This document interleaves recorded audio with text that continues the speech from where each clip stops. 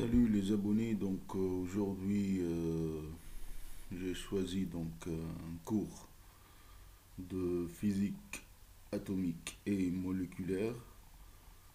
Il y aura quatre grandes parties, quatre grands chapitres. Le premier chapitre ce sera le modèle atomique pré-quantique. Ensuite il y aura l'atome quantique et il y aura aussi la structure fine et hyper fine. Et on va terminer avec un atome dans un champ externe. Il y aura donc un champ magnétique et un champ électrique. Donc, le champ magnétique, on va étudier l'effet Zeeman et l'effet Paschen-Black. Et atome dans un champ électrique, c'est l'effet Stark.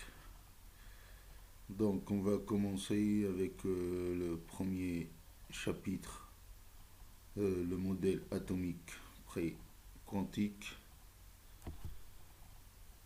Chapitre 1. Donc, on a l'introduction. Voilà, donc bien que l'idée que la matière est formée d'atomes sont très anciennes, la mise en évidence de l'existence des atomes est récente. En effet, donc dès le 5e siècle avant Jésus-Christ, Démocrite a mis l'hypothèse d'existence d'entités élémentaires qui forment la matière qu'il a appelée atome. Jusqu'à la fin du 19e siècle, le modèle admis par la communauté scientifique était le modèle de Thomson. Voilà le modèle de Thomson. On a les électrons chargés négativement ici. Et on a tout ça, toute cette boule, c'est chargé positivement. Ça, c'était le modèle de Thomson. Donc, dans ce modèle, l'atome est une boule portant une charge positive à l'intérieur de laquelle les électrons se déplacent librement en restant prisonniers de l'attraction électrostatique. Le modèle de Thomson décrit à peu près correctement les expériences réalisées à l'époque. Cependant, en 1911, Rutherford a réalisé une expérience fondamentale. Profitant de la découverte de la radioactivité, une feuille d'or très fine est bombardée par des particules alpha. Ça, c'est l'expérience de Rutherford. Voilà. Ça, c'est la feuille d'or. Elle est bombardée ici, donc voilà les rayons alpha. Ça, c'est un écran fluorescent. Donc,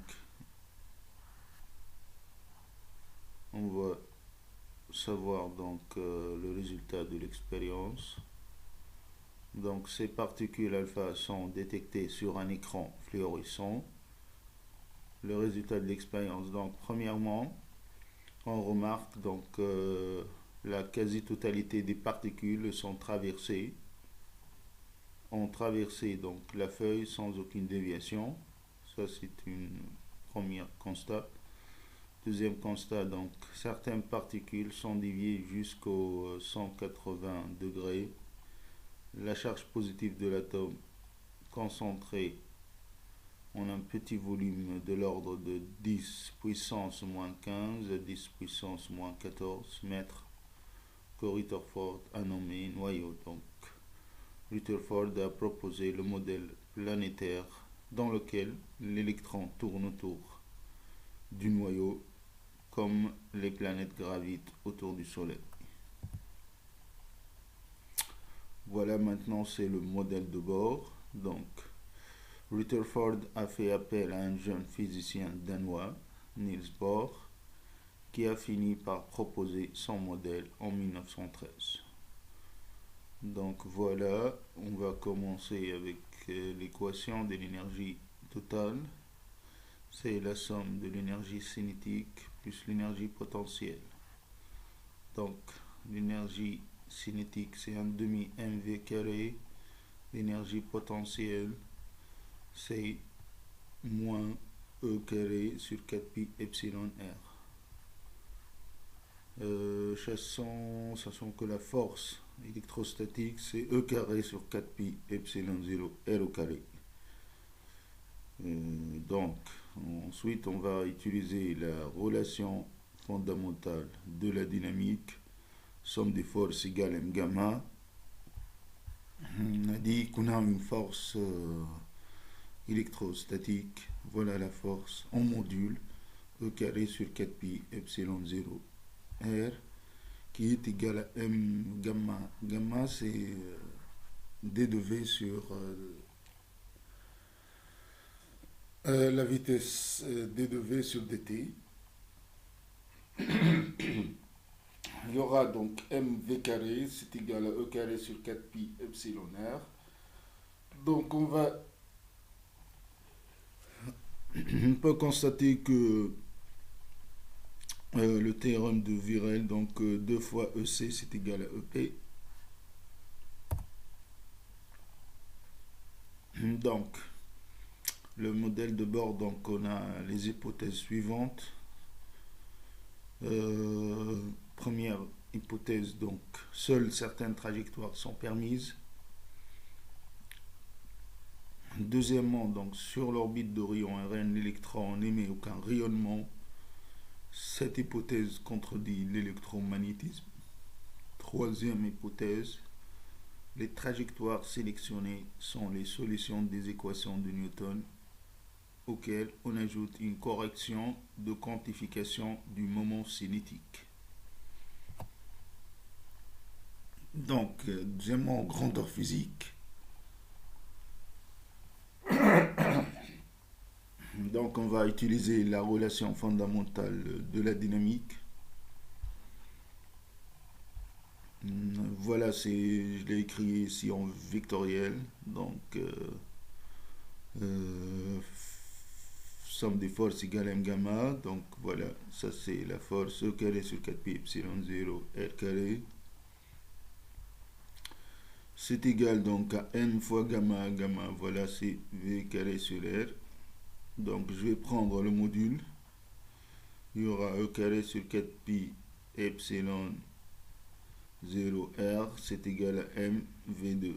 Voilà, ça c'est une première équation. On va l'utiliser après. Donc, ici, je vais utiliser la quantification du moment cinétique. L en vecteur, c'est égal à R vectoriel mv. Donc, je passe au module, ça sera grand L, c'est égal RMV, qui est égal NH bar. Voilà, ça c'est l'hypothèse de bord, la quantification du moment cinétique.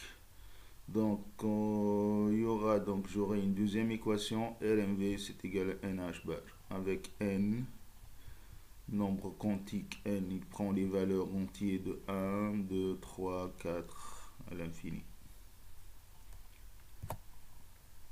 Donc, en utilisant la première équation, voilà, je vais utiliser cette équation-là. Donc, 1 donne donc E carré sur 4pi epsilon, c'est égal à mv carré fois R.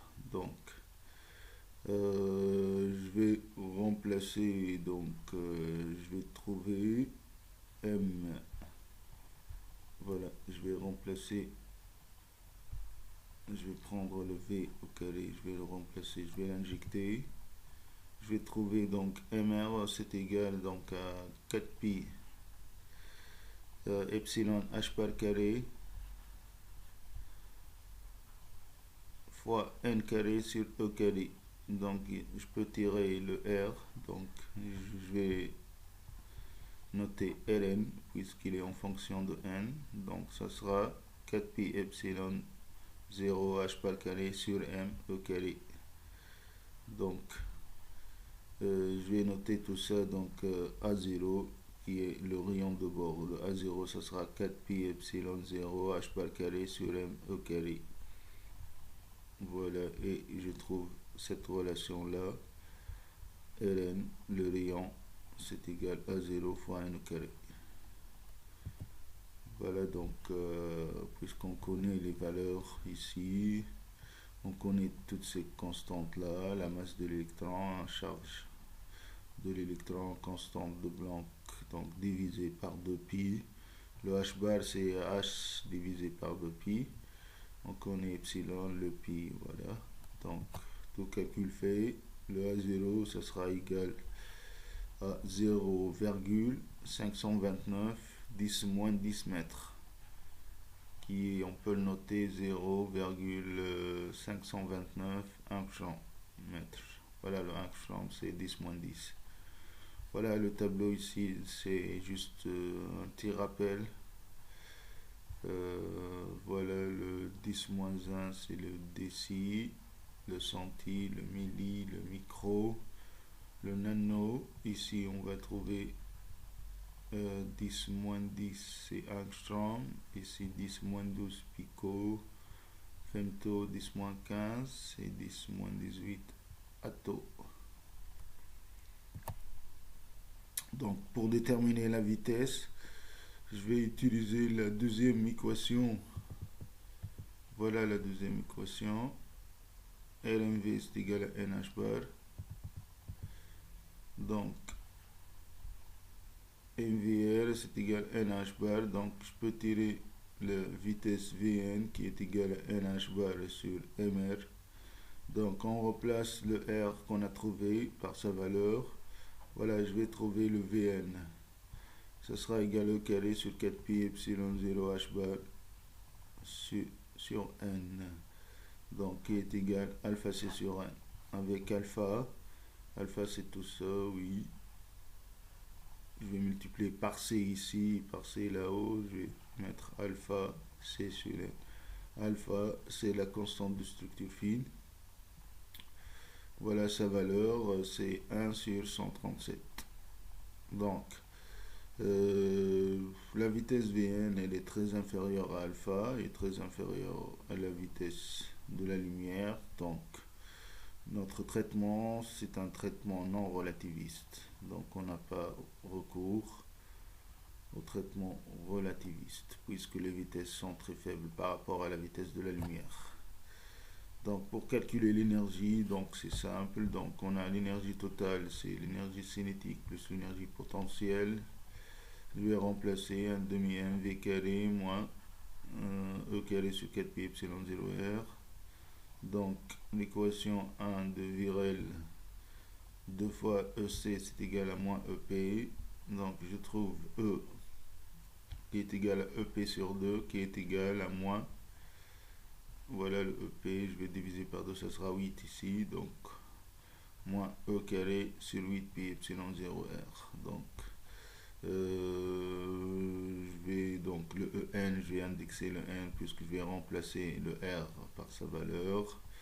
Je vais trouver moins E carré sur 8pi epsilon fois 1 sur N carré fois ME carré sur 4pi epsilon 0 H bar carré. Voilà, tout calcul fait. Je vais mettre en facteur 1 sur N carré avec un signe moins. Il me reste ici donc ME4 sur 32 pi carré epsilon 0 carré H bar carré. Donc tout ça, je vais noter E0. Voilà, ça sera En égale moins 1 sur N carré E0. Avec E0, c'est égal à moins 13,6 électronvolts. Voilà, vous pouvez donc vérifier le calcul. Vous connaissez toutes les constantes, la masse, la charge, la constante de Planck, le epsilon 0, le pi, vous faites le calcul. Voilà donc les niveaux d'énergie. Ça c'est E0, voilà le 13,6. Donc pour n égale à 1, donc pour n égale à 2, j'aurai la série de Balmer, c'est le visible. Ça c'est n égale à 1, série de Lyman, ultraviolet. Pour n égale à 3, j'aurai la série de Paschen, l'infrarouge. Voilà toutes les transitions possibles.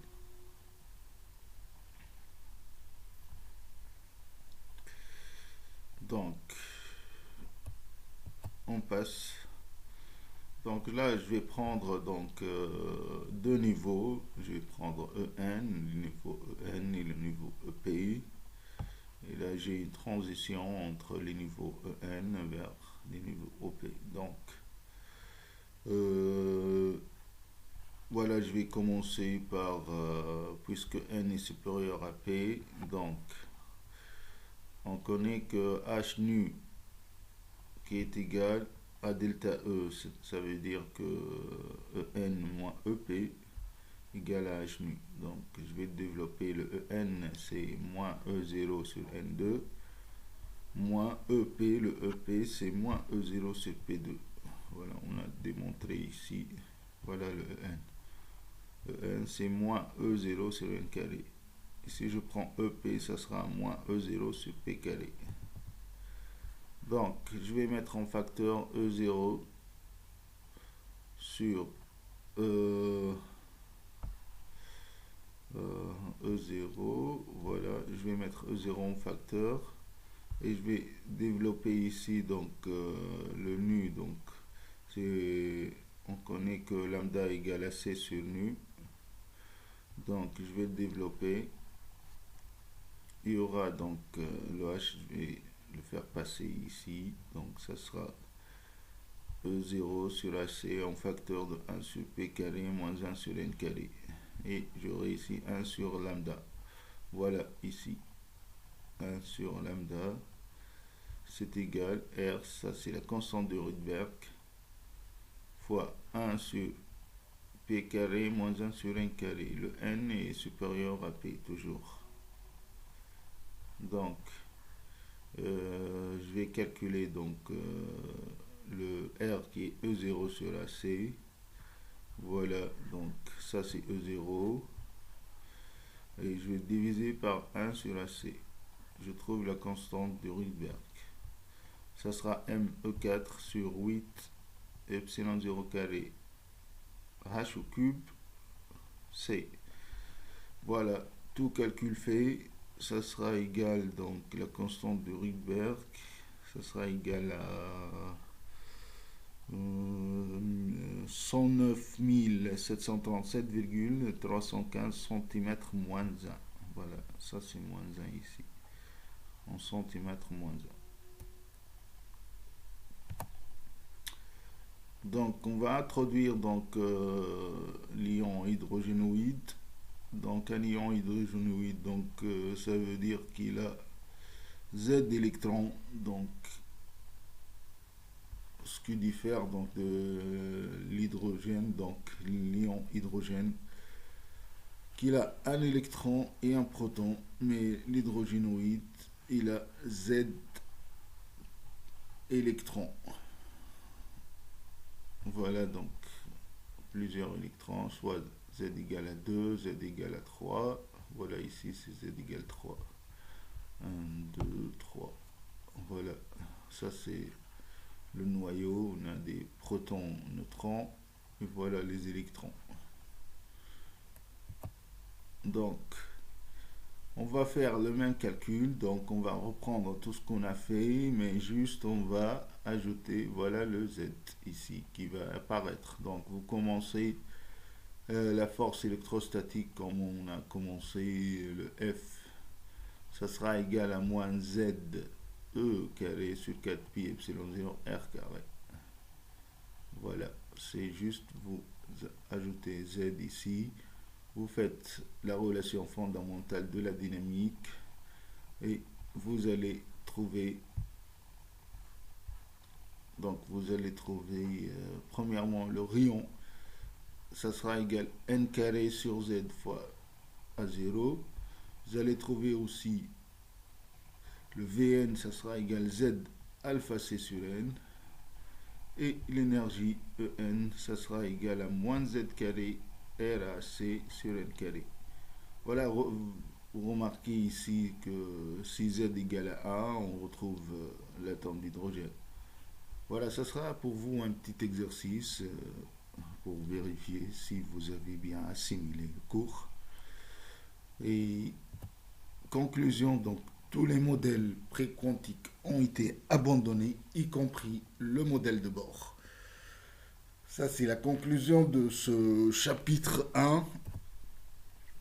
Donc, la prochaine vidéo, ça sera le chapitre 2, l'atome quantique. Donc, l'atome quantique, je vais le diviser sur 3 vidéos, hein, parce que c'est énorme.